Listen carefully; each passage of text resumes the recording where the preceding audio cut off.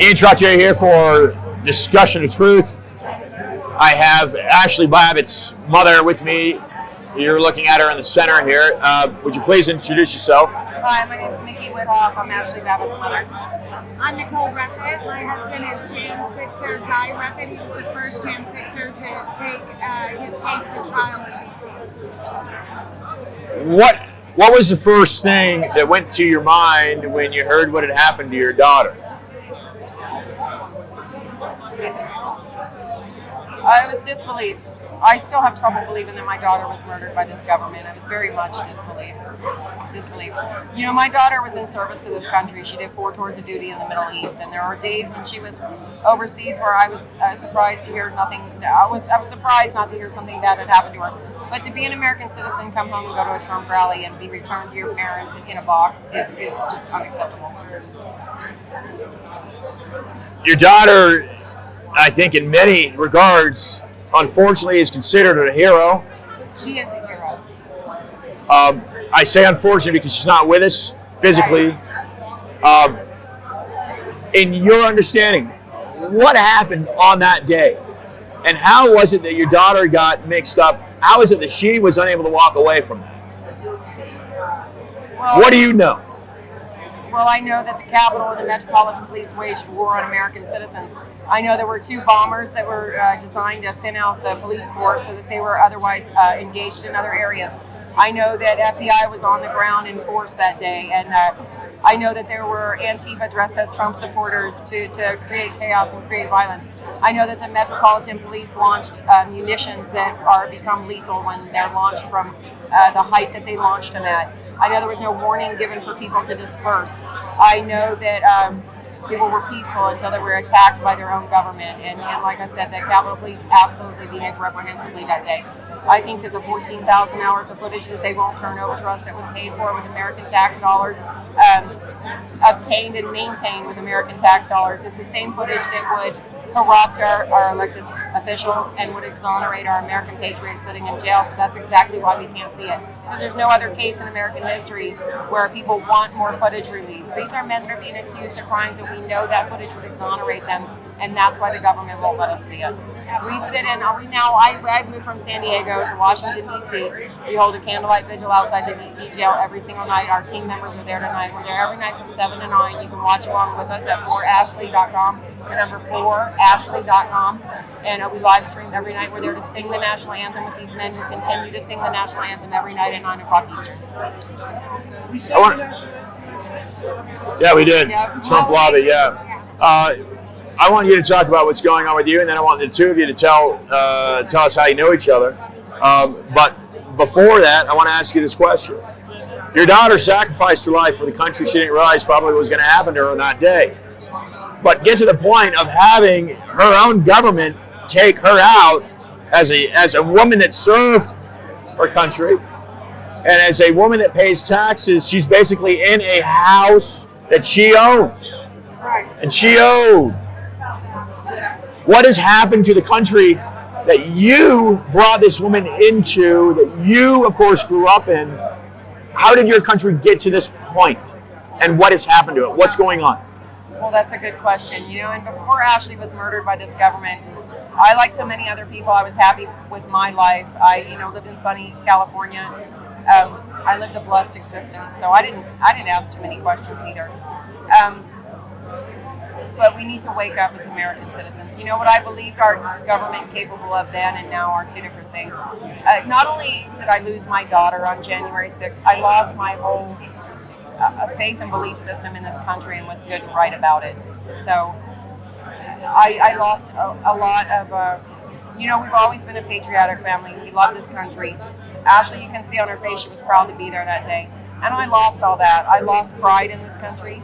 I still love this country, but I'm not proud of it. I can't stand and say I'm proud of it. I'm not proud of the people that run it. I'm not proud of the way it is conducted today. I'm not proud of the fact our First Amendment is non-existent anymore, that we're censored, that we're repressed.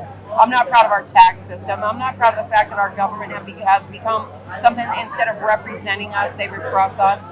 they need to be reminded who they work for, and that would be us. We the people, be the people. We need to be strong as American people and come together and remind these people, this is not a monarchy. This is not old school England. You people work for us, and they need to be held accountable. Incredibly well said. Yes, Roger? Question.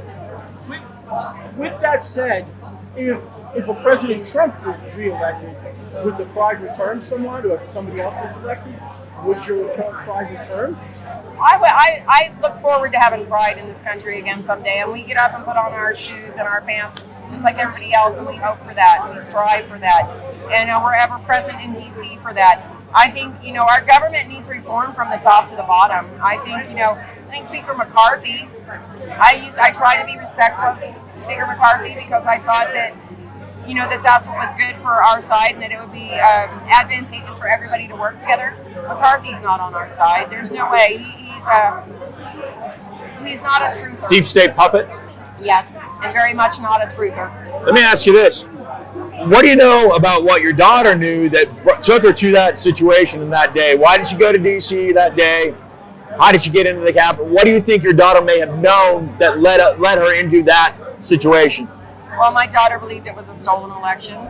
She decided over Christmas on the beach of Cabo with her husband that she wanted to go see President Trump speak because she felt like that was going to be the last time she got to hear him speak. And I didn't know that would be the last time she heard anybody speak. So my daughter was driven to go and redress her government. Like I said, Ashli was deployed in the Middle East 4 times and then came home and owned a small business in California. When she came back, her and her husband bought a small business in California. She was very much affected by California's hug-a-thug policies and mask mandates and business closings and lockdowns. And the way, it doesn't promote small businesses. It's overtaxed and she was very much affected by the events of COVID and the lockdowns from COVID. Okay, let's get into a little bit of what you bring to the story here, and then tell us how you know each other. Okay, well, like I said, my husband was the first to take his case to a D.C. jury. He was convicted on all counts. My husband did not enter the building, nor is he charged with assault. He received 7.5 years for redressing his government. Your husband's name? Is Reffitt. And on August 1st of 22, Micki came and sat with me and my daughters while my husband was sentenced. And when I saw what happened to my husband during trial and the true kangaroo court that is there, and the intimidation that they really tried to place on the American people, I had no idea that is really what your government would do to you. But it is the sheer might of the United States government against us, and I really wanted it. I wanted to be present for other Jan 6ers and other Jan 6 families and show unity. And when Micki came, and it meant so much to us, and that first night is the night we went to the D.C. jail, and she began the vigil at that time. About a few weeks, 3 weeks later, after I had processed what had happened to my husband and his sentencing, I came back to D.C., and I've been there ever since. We have now leased a home inside the district. We hold the vigil every night from 7 to 9. We live stream it out to as many people as we can. The guys from inside call and sing the national anthem at 9 o'clock, which, by the way, the political prisoners have been singing the national anthem at 9 from the beginning of their incarceration, almost 1,000 days now. And, it's really moving that people are listening to it. And during the day, we go to the D.C. courthouse, and like I said, we stand in solidarity with the D.C. Jan 6 families.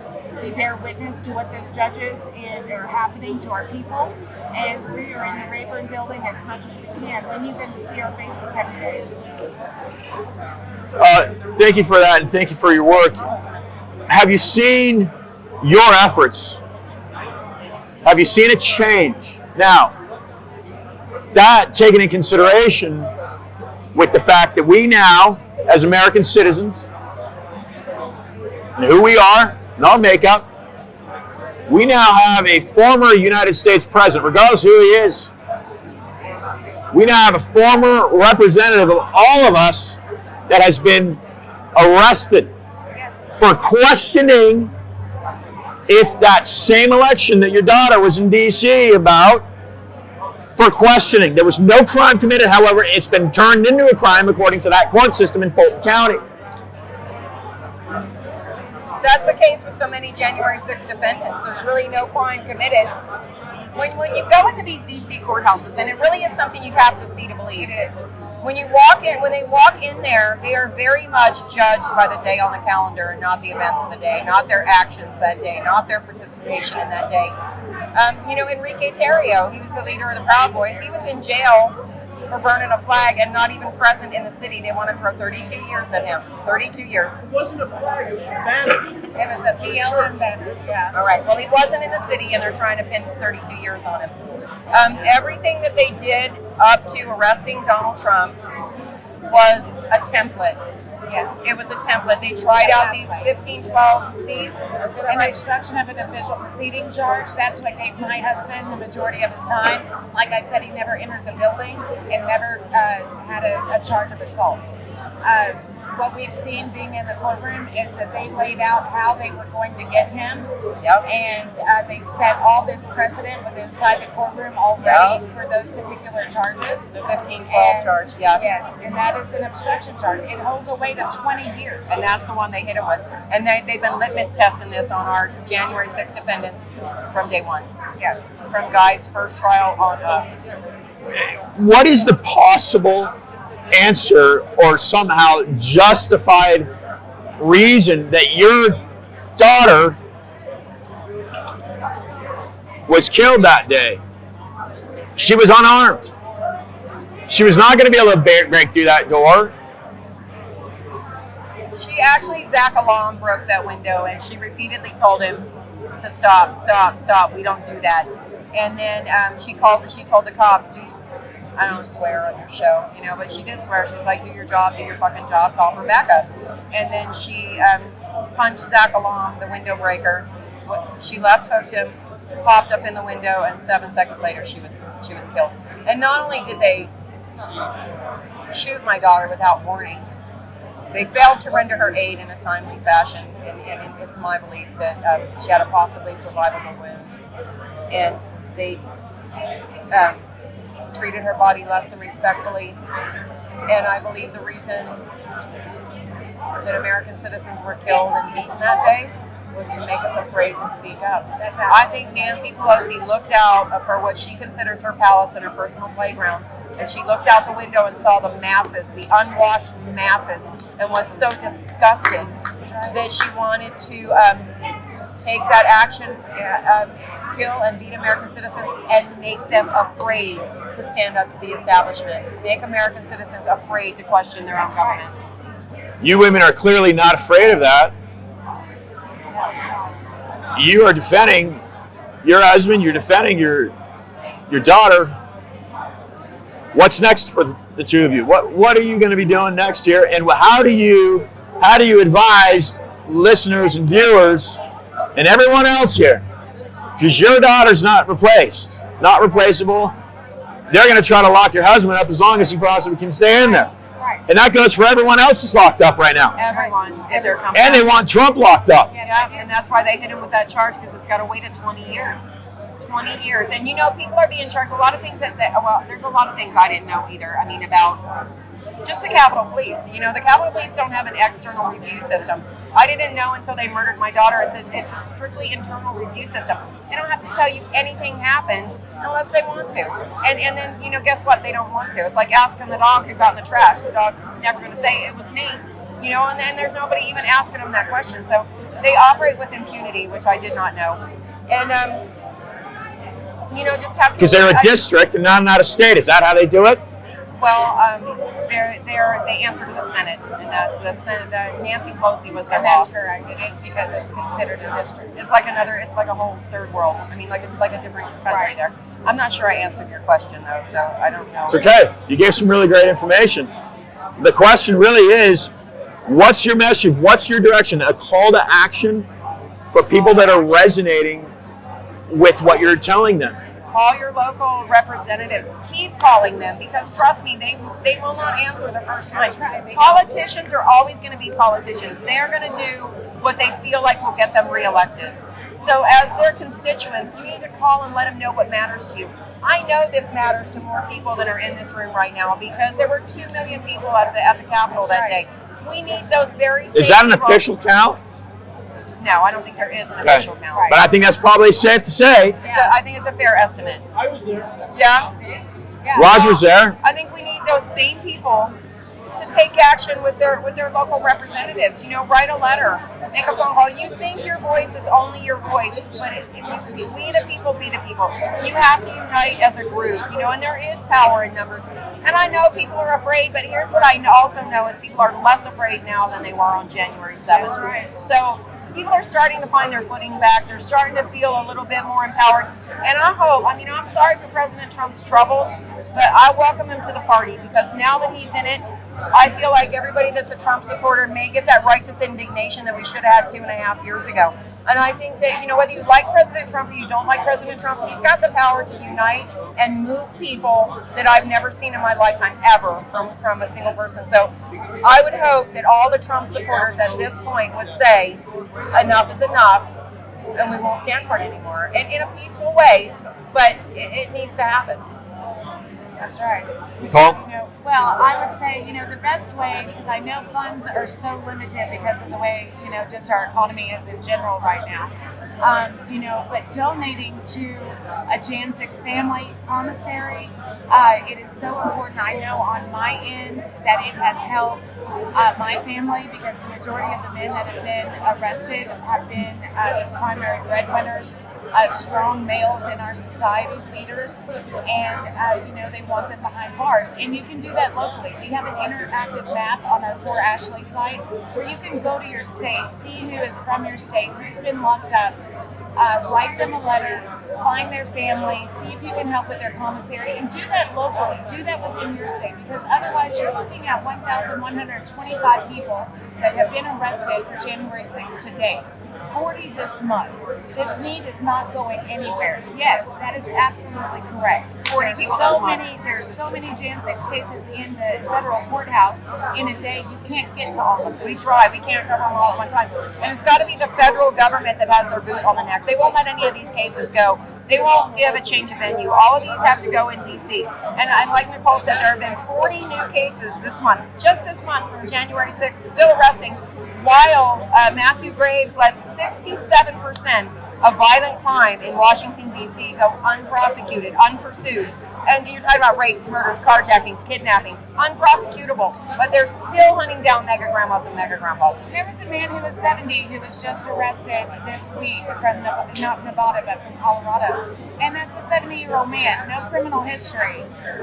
You know, and the public, the media is not allowing you to know this because, you know, that is something they don't want y'all to know. They don't want you to realize that they are hunting down American citizens. They're continue to do so. And continue to do so. They're prosecuting them. They're persecuting them. These judges are completely biased and in the back pocket of the left. And, you know, if the average American could hear how these judges speak to your fellow American, there would be outrage. Yep. If there wasn't outrage at the 4 unarmed people murdered that day, you need to be outraged at your average American being hunted down and persecuted. Let me just shift gears here for a moment. The COVID-19 virus was unleashed on the American people, well, globally, Yes. under the Trump administration. How do you ladies feel about that in regards to, is there a connection to what happened to your daughter and what happened to your, Absolutely. what's the connection? Absolutely. COVID had a reaction to all of our families. All of it. All of it. I think All of us. all of our families, and not just, it also had a connection to the stolen election, I believe. Exactly. It enabled the mail-in ballot, the sneak in the back door and steal stuff. I mean, steal the election, the ballot harvesting, the mail-in ballot, all of it. And I would assume your daughter was against the vaccine or mask mandates? I don't know. Absolutely against it. Because she was an American citizen and should be able to decide those things for themselves. Whenever your government steps in and tells you how you will, what you will do, you will stay home, you will wear a mask, you will put this poison in your body. It's overreach, it's overstep. You will only have 2 years a week. Right. What's that, in China? That happening in No, China? they're talking about that right now here. Limiting that 2 years later. Well, and yeah, and socializing our money. You know, it's serious overreach. We all see, It's weaponization. thank you, and we all see that, you know, Biden's in bed with China. I mean, you know, what was he in on releasing the COVID virus? At this point, who the hell knows? You know, I'm not even sure Biden's in charge of himself anymore. But, no, seriously, I don't think, when we look at him and he's our president, for that matter, let's talk about Dianne Feinstein for just a second. She's older than dirt. She's in a wheelchair. She has signed. She's your senator, right? She is, only I was informed by her little aide that she would never have 2 minutes to talk to me. So I'm already You have that in writing? That's what she said to you? No, her aide said it to me on the Yeah, phone. that's what the aide said to you? Yeah. And I asked him for his name, and he chuckled at me and said, "I don't have to give you my name." Anyway, I just want to say, Dianne Feinstein has signed over power of attorney to her daughter, which indicates that she is no longer in a position, a faculty of mind to make her own important decisions, and yet she's still a senator of the United States of America. So let's ask ourselves that question. At what time is it time to kick these old geezers out that don't, I mean, Nancy Pelosi for that matter, I mean, she's had all this surgery and you can't tell, but I bet you see Nancy at home without her makeup, without her teeth, without her wig, she's unrecognizable. But she's also old school money, so we don't know what she's had nipped, what she's had tucked, or whatever. But it's time for her to go. It was time for her to go before she was complicit in my daughter's murder. It's time for Dianne Feinstein to go because she can't remember her name and not to drool on herself. Let's get these people out. They have no longer have any business being there. Okay, final question. Roger, you got something else? Yeah. So this is the question I want to ask you. I met you at CPAC, and I'm sitting here in the table here. I've been watching you at all the booths and all the interviews you've done at CPAC here and probably other events. So I'm curious, out of all those interviews, like as interviewers and news people, like we want to come up with this, the most amazing question, most dynamic, the most moving, the most emotional. So in all these interviews, what question were you asked that really moved you, and was like really, wow, that was really important? And has there been a question that you haven't been asked? You're the second one to ask me that today. I would say there's not been a question I haven't been asked. I think, the most moving questions are the ones that, talk about Ashli's service to this country and the fact that she was a brave woman. My daughter was a brave woman, and I appreciate people knowing that. How about you, Nicole? Well, the most moving thing to me is when people actually ask, what can we do? Because being a Jan 6er, and like Micki said, I don't know if she said this earlier, she couldn't even get Ashli buried. She did not have rendering of honors. Where's the body? And it eventually happened. Oh, okay. We Okay. couldn't find any. She couldn't find anyone. I had to have arrangements. My girlfriend had to make arrangements because it was Ashli's wishes to be part of a tree and to have her ashes scattered. So I had to have my friend do that, like kind of clandestinely, because whenever I would mention Ashli's name, people would tell me, no, I can't hold that service here. So Mortuary Affairs with the Department of Veterans Affairs didn't help you? They didn't help us at all. Ashli was denied rendering of honors. Like we talked about, the people of January 6th are judged by the day on the calendar. Ashli was judged and tried. She was judged, sentenced, and executed on January 6th, and they had already decided her fate by February 9th. We were denied rendering of honors. But don't feel, and I would say, I haven't said this today yet, but don't be sad for Ashli Elizabeth Babbitt. Be brave for her. Go out and do something. Stand up and be a proud American citizen and do something. Where do her remains? Where were they sprinkled? Where is that tree? They are in the mountains. They're in a tree. They're in my ring. They are in the Pacific Ocean, and they are in a cave at Dog Beach. Last question for you. Go ahead, Roger. A fruit-bearing tree, like apples? Pecan.